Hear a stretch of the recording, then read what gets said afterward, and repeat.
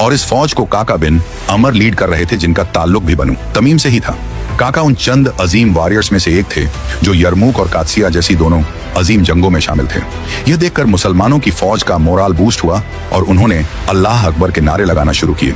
यह फौज सीधा आकर मुसलमानों की फौज के साथ मिल गई, लेकिन इस फौज के लीडर काका बिन अमर फुल स्पीड आगे बढ़े और जाकर फारसी फौज के सामने अकेले खड़े हो गए और कहा कि निकालो अपने जनरल्स को।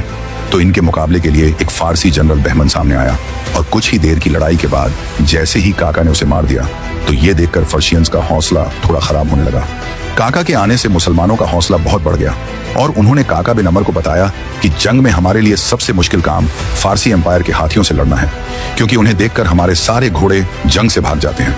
तो काका बिन आम्र इस बार पर्शियन घोड़ों को भी डराने के लिए ऑर्डर्स दिए कि कल जंग से पहले हमारे ऊंटों के ऊपर लकड़ियों और कपड़ों से एक ऐसी शेप बनाई जाए जिससे वो भी हाथियों जैसे लगने लगे और फारसी घोड़े उनसे